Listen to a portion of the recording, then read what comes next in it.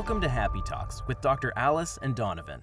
Dr. Alice Fong is a holistic naturopathic doctor and founder of Amor de Soi Wellness, and Donovan Jensen is a software engineer and founder of HowToHappy.com. Together, they're out to cause more happiness in the world. Hello, everyone. Welcome to Happy Talks. My name is Dr. Alice, and this is Donovan. And today I have a special guest, my friend Doron Lazarus.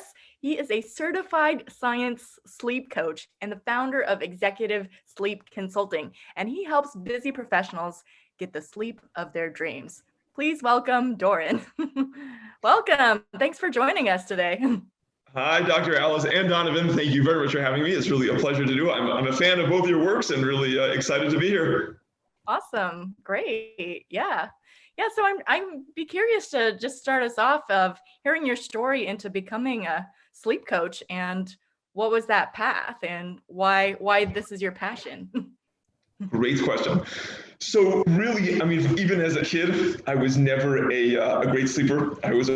Always took me a long time to fall asleep, sensitive to light and sound. And then, in my teenage years, I had a great interest in psychology. That was kind of something that naturally attracted me when I ended up going to UCLA. I was kind of trying to figure out which path and career I wanted to do. And I studied psychobiology, was kind of a cross between psychology and neuroscience. So that was something that was really interesting to me. And then still couldn't sleep, by the way. I was a terrible sleeper, especially in those loud frat parties and dorms. And, college was one general experience of exhaustion.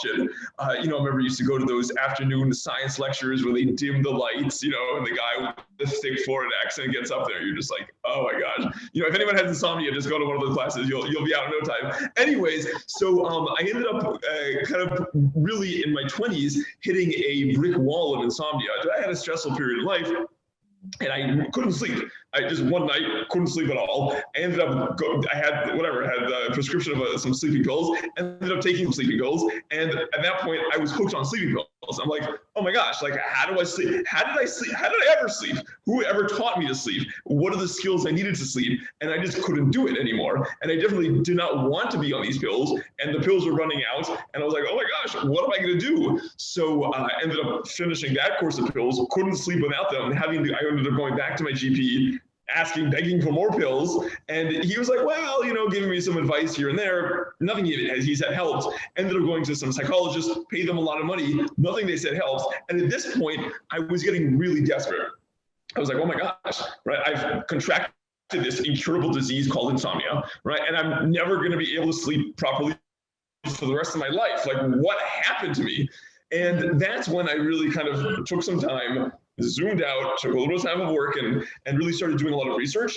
And I really there's this paradigm shift for, I would say, the way that most people who deal with sleep on a consistent basis and struggle with sleep, that struggle and that challenge they deal with, and then being able to have that shift and almost to rewrite their own narrative and change the way that their mind views sleep from the inside out. And when I was able to do that, and it didn't happen instantaneously, but I essentially was coaching myself through this process. When I was able to do that, not only did I drop the sleeping pills, like literally from night one, I dropped it completely. And I was able to get natural sleep within a few weeks. I was, so to say, back to normal. Within a few months, I had trained myself that I was able to fall asleep almost instantly. And when I saw that, going from that situation of like literally being, sleepless, I would have gone for days without sleeping if it wasn't for these pills, to then to the point of being able to now sleep better than I ever had, because I had almost kind of really dug in and really understood how sleep works and understood how my mind works. And that was something that was very, very transformational for me. And so that was kind of really where my passion to be able to help others. And as I, kind of developed skills, ended up becoming a certified science sleep coach, ended up doing a lot of research into a lot of multidisciplinary areas in order to help different types of people, who struggle with sleep as well. Wow, that was a pretty incredible story and pretty amazing to have just realized there's a different pathway than the sleeping pills option, and to kind of expand your mind on exploring what that looks like and to actually have that break free from your sleep struggles, because that makes a difference in your quality of life, I'm sure. Yeah. Yeah, 100%. I definitely, as I tell a lot of people, sleep is the foundation of so much of our physical health, mental health, emotional health, strength, immune system, concentration. It's just, if you're well rested, you can take on the world. Any challenge is, it becomes possible. But if you're sleep deprived, and your kid steals the Cheerios or your coworker looks at you wrong and you're exhausted, everything else becomes this like impossible task, emotional breakdown, can't handle it, lack that drive, that motivation, that kind of, oomph in life. And so really, I believe that everyone needs to be sleeping properly, especially with everything going on in the world today. Sleep is an amazing thing to be able to invest in. Totally. Yeah. I totally agree. First of all, like I can definitely tell the difference in my coping skills or any of my ability to do anything, whether or not, I've had good quality sleep or not. There was one thing that I honed in on kind of as you were talking, which was these skills, right? There's sleep skills. That's a word I heard you use a couple times.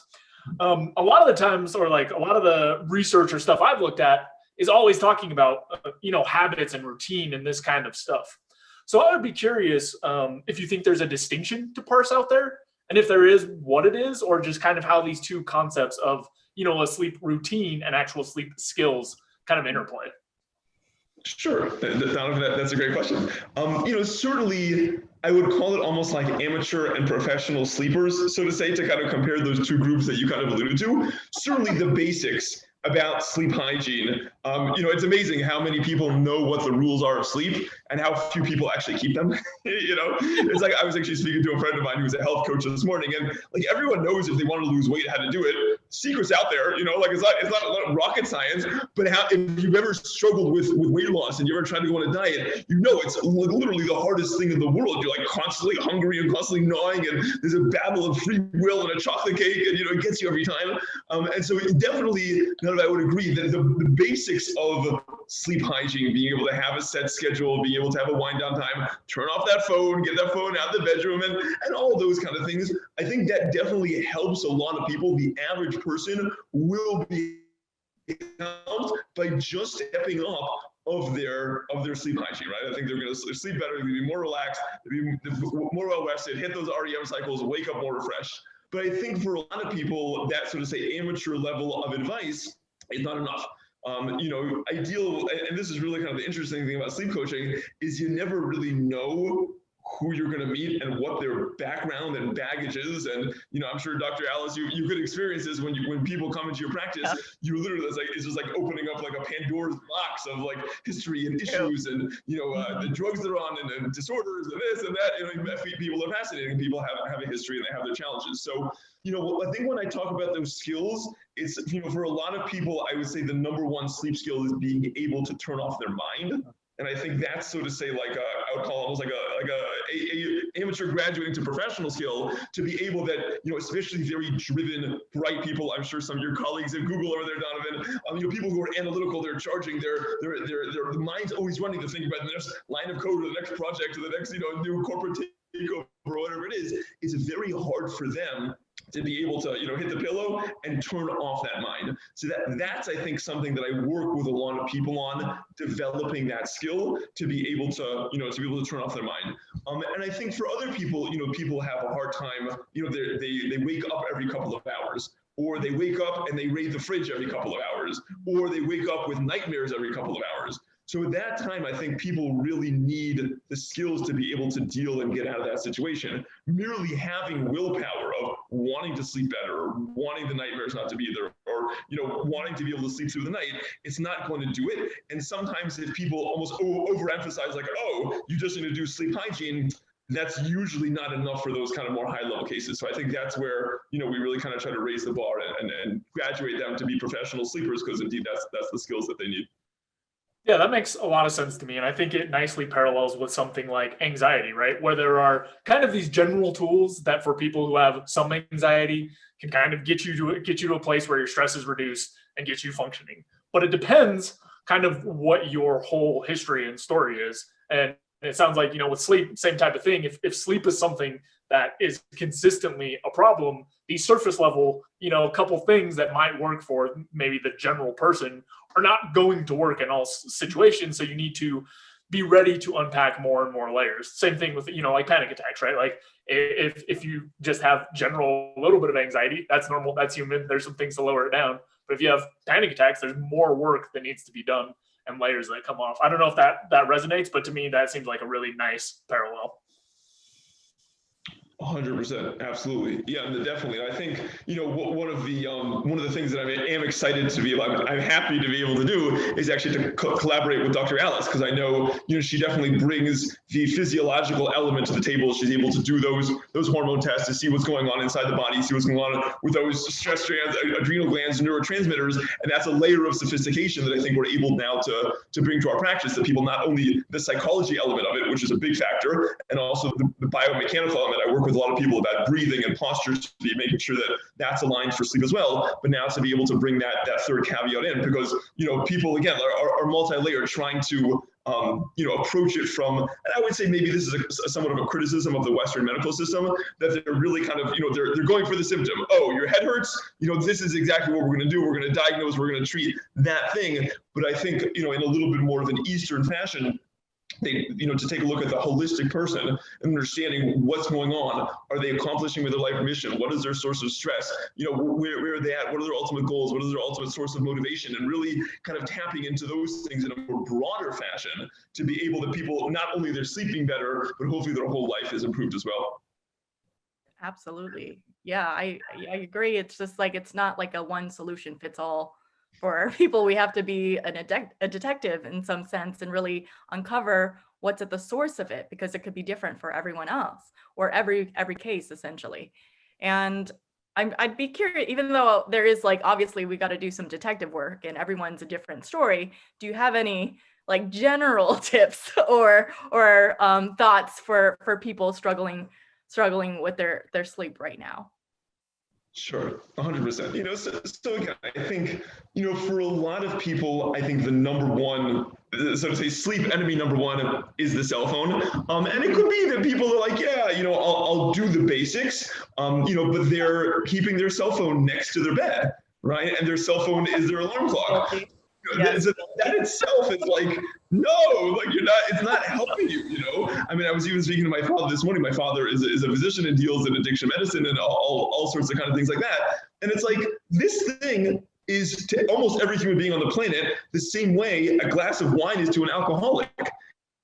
It's a highly addicting substance, right? And so if you can't sleep, this thing is literally going to flood your mind with information, right? They're there as the computer program word will tell you. It's designed to be addictive. It's designed to know your personality at what time of the day and what do you want to watch and how do you feed that information. So I think for a lot of people, it's really having that clean break, being brave enough to turn off their phone and not think the world is going to melt down, without their knowing because they turned their phone off. I think the world will actually be a much better place if people have those clear boundaries with their technology. So that's definitely an area that I see a lot. I think a big area that I encourage people, it's almost like the prerequisite, I think, that comes with improving sleep, is to have sleep confidence, is to know that, there's two kind of people. And oftentimes when I speak to married people, one spouse is a great sleeper and the other spouse is a terrible sleeper. And the one spouse is like looking at their spouse and like sleeping like a log. Like, why are you sleeping so well over here at 3 in the morning and I can't sleep? Stop snoring or whatever the situation is. So I think, for people, I mean, I had my best friend in high school. He's a great guy. He lives in LA now. So he used to be able, if he was tired and there was a party going on, he would literally like crawl up in the corner with like a blankie and just go to sleep, like right there in the middle of the party on a stone floor. He had that ability. That was never me. I was never that guy. So you definitely have that, kind of personality.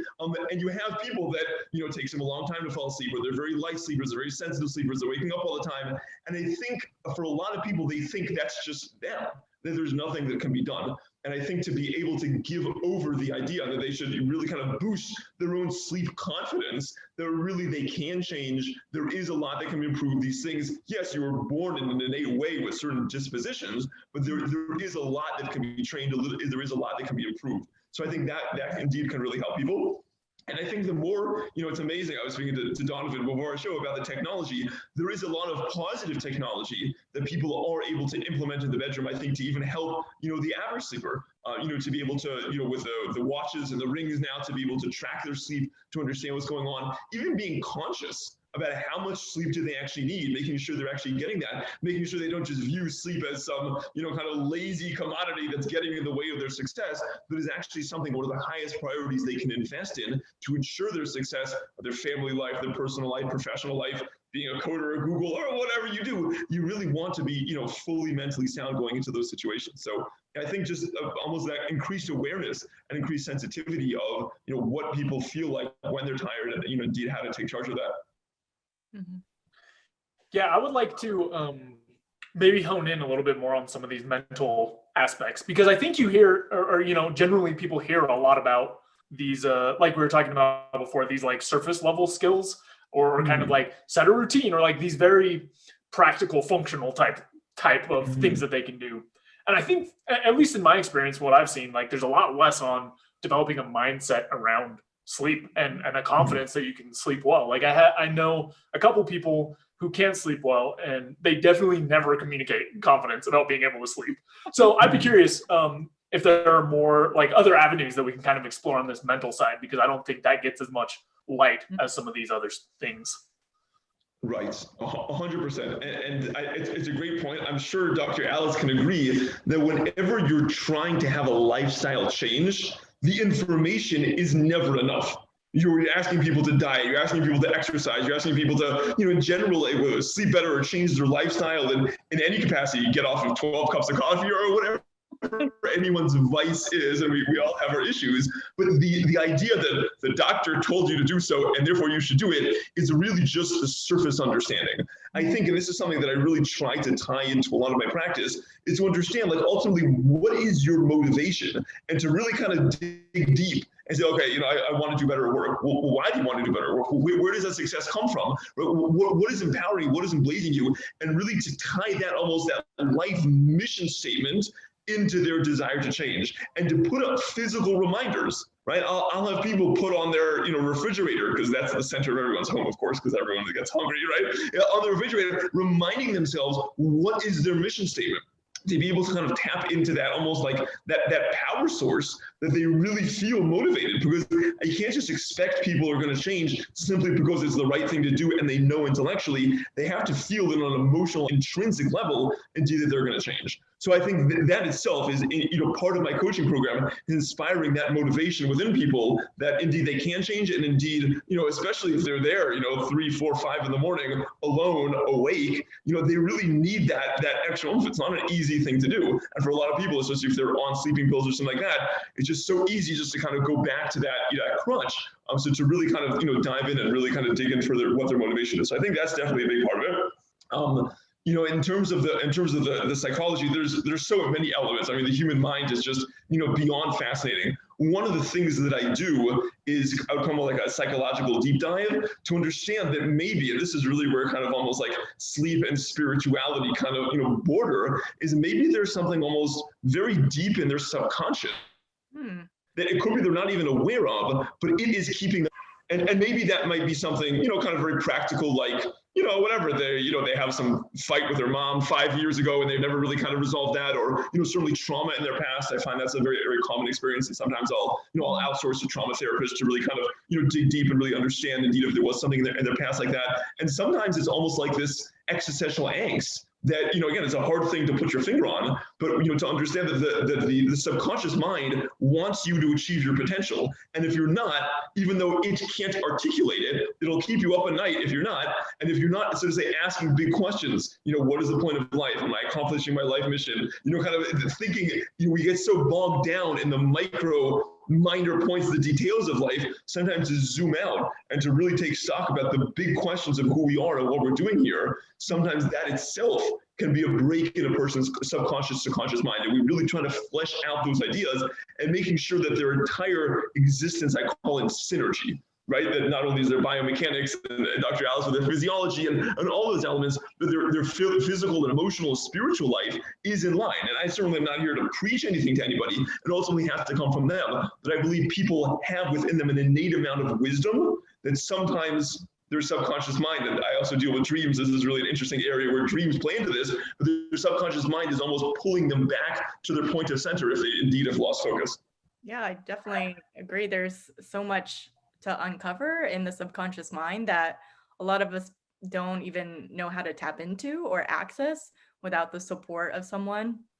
And really, it's like something that happened years or decades ago could be impacting our everyday life. And until we actually uncover it and resolve it, it's just going to hold us back or be a limiting thing that just is not making life as fantastic as it could be. Sure. 100%. And even to kind of add on to both of those points, sometimes you can have someone, who's a very, especially like a type A, real kind of go-getter personality, that they have to always be in control of the situation. And sometimes their inability to sleep comes from the fact that they're not in control of it. And that's why, let's say, they go for the sleeping pill, that at least at that point, I'm in control of the situation. I dictate to my sleep cycle when it sleeps and when it doesn't sleep. And I think for a lot of people, it's being able to release that and to say, look, I'm not in control of everything. I am willing to allow for imperfection. I am willing to relinquish myself to my own sleep cycle and learn to respect that sleep cycle, right? And sort of say to remove control and kind of that almost like a Chinese finger trap. The more that we release, the actually more free, and the more that power we gain.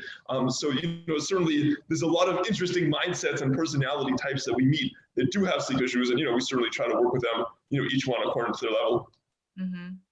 Yeah, super important, because I do get a lot of clients that have a history of abuse, and that's a common trend that I see with a history of abuse. There's this need to control because of the fear of being controlled by others or being in a situation where they were hurt in the past. So that's dictating their ability to just let it go and just be okay with giving in a way.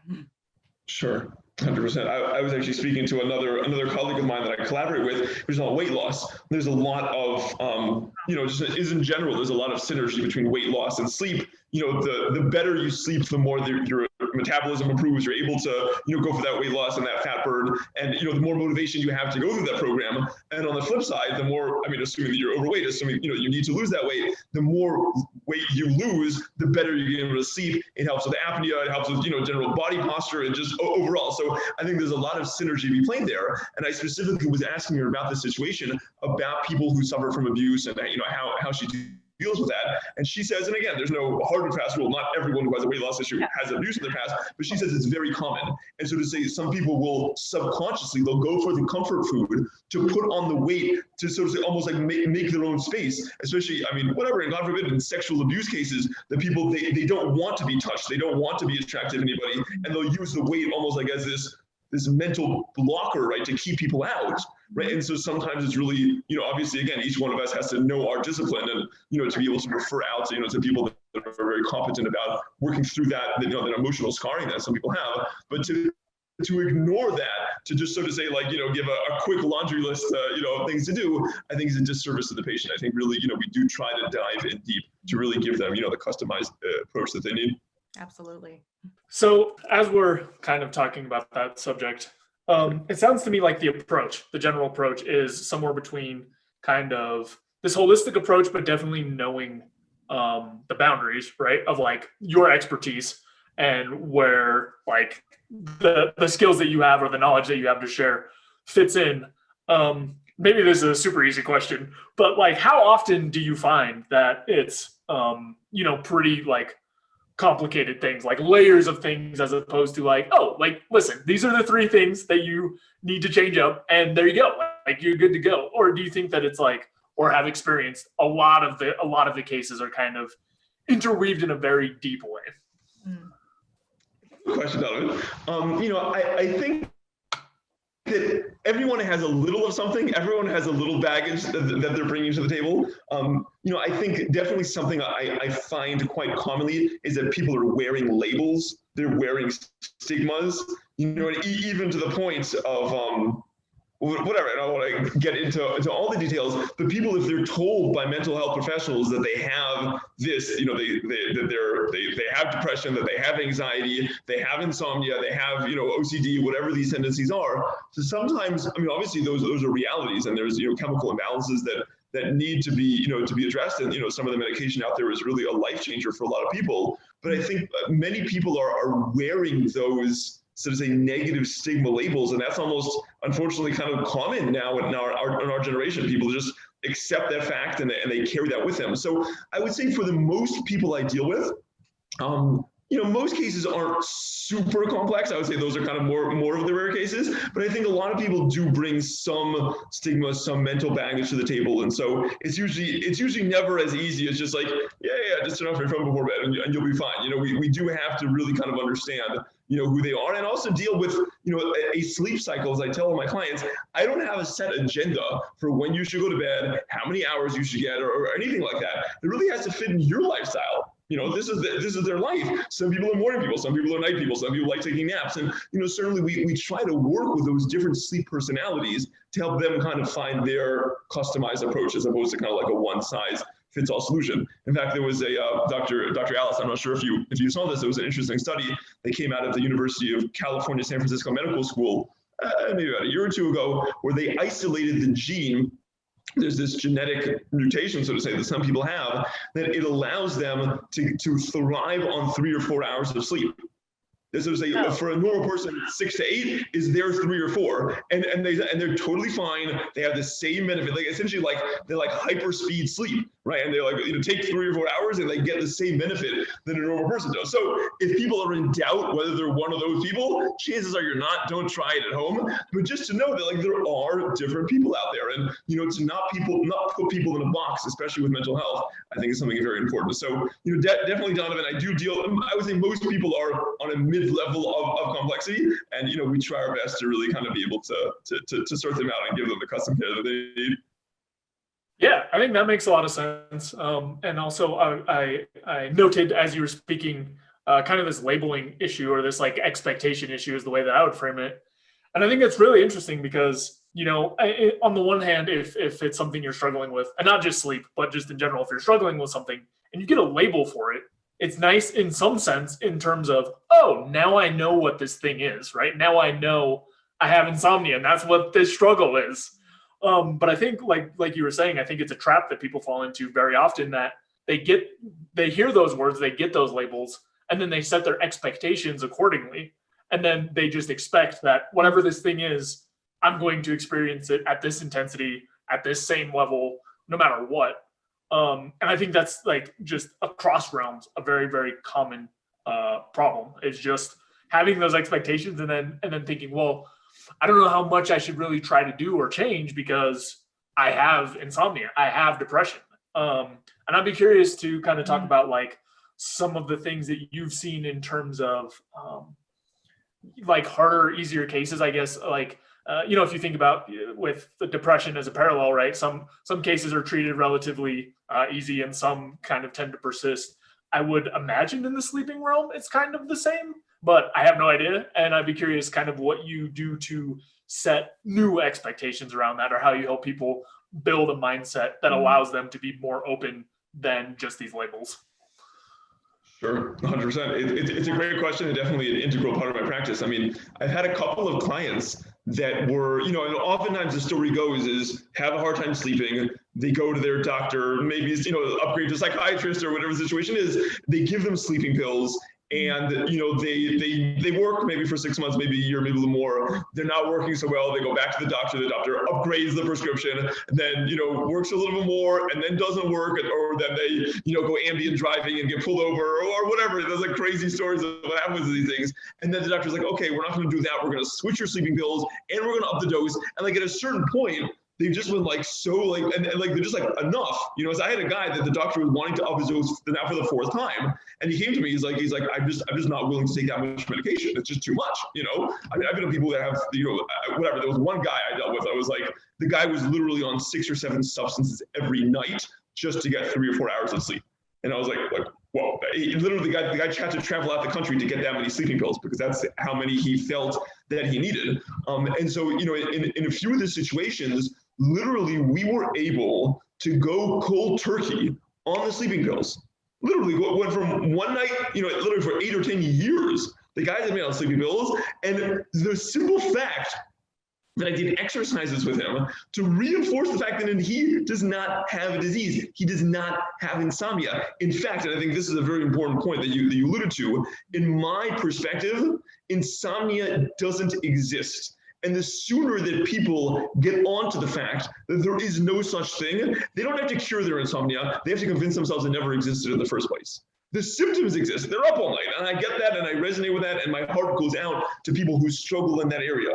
But as soon as you imagine that there's this devil called insomnia that's haunting you, you're never going to be able to run away from it. It's always going to be there. The first stage to recovery is to break those. So I do a lot of things, certainly with journaling. I actually have like a manifesto that people put on the back of their phone or on their fridge, describing like, you don't have insomnia. In fact, insomnia doesn't exist. I'm an insomnia breaker. That's what I call it. Like that's their tagline. It's like this motivational sense of like, yeah, they're actually, I have to stop running. Because for a lot of people, insomnia is the fear of not being able to fall asleep. They're afraid of what's going to happen if they don't fall asleep. So they keep running in their mind. When am I going to fall asleep? How long is this going to go on for? And that itself keeps them up. So to be able to break those vicious cycles, to be able to give people that confidence, I have every one of my clients tell one person a day, hey, I'm a great sleeper. I got a great sleep last night. How about you? Even if they were up the whole night, they did not get a wink of sleep. They have to walk into work the next day and tell their coworker or their secretary or their boss, he's like, oh yeah, I do sleep. I slept great. Even if they're lying through their teeth. Because there's a reality to that if they talk the talk, they will come to walk the walk. They will literally change the way that their mind views about those negative labels they put on, about that stigma, about those anxieties, and they literally slowly but surely start shedding those off. And it's amazing for people that have been wearing these things for years, how quickly, if they're done in a proactive way, and they have the motivation, they have the confidence to change, how quickly indeed they can shed those labels. Wow, that's pretty impactful of what a difference the mindset can do. And it almost sounds like it's this vicious self-fulfilling prophecy when they're in this mindset, like, I'm an insomniac, this is just going to be my life forever. And then they feed in, and then they're laying in bed and they're like, oh, I can't sleep. I hear this all the time with patients. It's like they're just laying there thinking about how badly they can't sleep. And then that's just feeding into their inability to sleep because they're so focused on how they're not sleeping. And it just feeds in it. I love the idea of just tell people that you're a great sleeper, because it's creating a new identity as an amazing sleeper in a way. And eventually it becomes who you are if you repeat it enough and you start to build that confidence in that this is who I am. Even though, yeah, there'll be off nights where I don't have amazing sleep, but who I am as a great sleeper can definitely shift things for people. Sure, 100%. And I see this a lot as well for people. I'm actually seeing, I don't know if nationally this is happening or just anecdotally in my practice, the people having a fine time falling asleep, but a hard time staying asleep. People who will get up after 2 or 3 hours and have a hard time going back to bed or whatever that situation is. And so I think in there is a powerful amount of reverse psychology that actually really helps, because people wake up at 2 or 3 in the morning. They look at the clock like, oh my gosh, it's 2 or 3 in the morning. I'm up again. How long is this going to go on for? Right. And then, and they try to go back to sleep, whatever the situation is. They're running away from the fact that they keep waking up at night. So one of the writing exercises I do them is actually have them accept that fact. And literally say, whatever sleep I get, whatever time I wake up, I'm happy with that. I'm comfortable with myself. I'm confident. I'm not running away from anything. I'm not feeding that own anxiety, whatever. And I usually tell them to take all their clocks out of the room, which is certainly something that helps, because that if they wake up at 3 in the morning, like, oh my gosh, it's 3 in the morning, how am I going to survive the next day? As opposed to they get up and it's just dark outside, and they'll have to figure things out that way. So but really to be able to change that narrative and have people accept themselves, right? Have people love themselves and have that healthy self-esteem of whatever sleep I get, I'm going to be fine tomorrow, to be able to break those anxieties that run through people's heads, that indeed feed into this vicious cycle, as was said, that people can't be able to sleep. Yeah, that's definitely unraveling. Just thinking about my own sleep, and I have certain identity that like I need 7 to 9 hours to feel good the next day. If I don't, I feel like crap. And this is kind of a story I realized because last night, literally, the dog is going through diarrhea phase, and between 3 and 4, he's like scratching at the door to get out 3 times between 3 a.m. and 4 a.m. And I was like, oh my God, this is going to ruin my day. I'm not going to get great sleep. And to realize that, no, it doesn't have to ruin my day just because of this event. And yes, it disrupted my sleep, but I did fall back asleep eventually once we came inside after the 3rd time. But yeah, I just realized, these self-limiting thoughts can just be all over the place and we don't even realize it. Right, 100%. And, I think for a lot of people, they really, sometimes almost that kind of like oversleep promotion, they hear everyone telling them, you need to get 8 hours of sleep. If you don't get 8 hours of sleep, all these bad things are going to happen to you. So like well-meaning, healthcare, professionals can, try to say that. And there obviously is studies and information linked to that. But for some people, that's almost crippling to hear because they're not getting 8 hours of sleep. And then they're worrying like, oh my gosh, well, I'm not getting 8 hours of sleep. I'm going to have this catastrophic thing happen to me. And I remind people like, there are ER doctors and, Air Force One pilots and things like that. Like they're up for 36 hours at a time and they function. People go to war and, they function, not ideal, but you do pretty well. And so to kind of to keep that in mind, as a father, I have a number of little kids at home. And my wife's more of the nighttime trooper, sometimes especially with the babies. But like when we're young, we don't even think we have that resilience until you have a kid or two and you're like, oh, I can do this. I mean, not always, sometimes it's a little bit exhausting as well. I'm not saying that babies are easy, but I think it helps kind of build that strength. And this is certainly something that I encourage people, if they're at the stage in life, like they're not a family person yet, they don't have kids, and their sleep is an issue, like now's the time to invest. Because, one day, when you have a family or you have kids, right, you don't want to be suffering from sleep issues then. You're like, the kid wakes you up at 2 in the morning and you can't go back to sleep. No, you got to be able to deal with that now, invest in those skills now, that you're going to be able to hit the ground running, for whatever life brings you. Yeah, I think that really touches on a couple things for me. So there are several people in my life that I'm relatively close to that have an extremely hard time sleeping. And I've just now realized that I'm part of the problem of building onto their anxiety about it because, in a helpful way, I've tried to be like, oh, well, 3 hours, 4 hours is not enough. Or like, you can't stay up all night. Like, that's not good. Like, you got to come up with some other strategies. And now I'm realizing that it's part of this cycle that we've been talking about where like they have these anxieties about sleeping. And one person in particular, I've had instances where they say they're going to bed, come back 3 minutes later and say they can't sleep. And if that's a lack of sleep confidence, like, I don't know what else could be. Like, that's crazy. Like, they didn't even, in my mind, they didn't even try it, but they built up this narrative so strongly of like, I can't sleep, that immediately they just give up on it. And I think it's really important that we got to this topic because like I sleep well most of the time, but the people around me don't. And I have been guilty of probably doing things that make it more difficult for them to continue sleeping and produce more anxiety. So it's nice to have like at least a framework or at least a way to approach other people that are having these problems and be a little bit more helpful than just saying something that I'm sure they already know, which is 2 hours of sleep is not ideal for them. Like, I'm sure they know that. I'm sure they're well aware that I'm often tired and that, then they're also probably bombarded with these other messages of like, it's not enough sleep, it's not enough sleep, and not enough sleep. And for me, again, as someone who, for the most part, sleep is just something that comes naturally as part of my life, like I'm not seeing those messages everywhere, but I'm sure they are. So I just wanted to highlight that I think that's a really useful piece of information and insight that I picked up out of this. Amazing. Wow. Well, thank you for sharing that. I think almost everyone knows someone with sleep issues. I mean, 1 in 3 Americans suffers from insomnia at least one point during the year. 1 in 10 people are on sleep medication. I mean, no doubt you go into Walgreens or go into a drugstore, there's a whole aisle of sleep aids. Like, this is a multi-billion-dollar issue that's affecting millions of Americans, and if not billions of people around the world. So certainly you're definitely not alone in that experience. I remember when I was suffering from insomnia, and I went to my GP and I asked for another round of sleeping pills, and he looked at me, and a well-meaning guy, I don't blame him now, he looks at me, he's like, why don't you just relax and go to sleep? And I literally like wanted to hit him in the face. I was like, you idiot, like that's the most insensitive thing you could tell someone who has insomnia, but they just don't know, right? And again, I'm sure there are other physicians that are more sensitive and more in depth with these kind of things. But I actually wrote a post once about like the top 5 things never to tell an insomniac, and that's kind of one of them.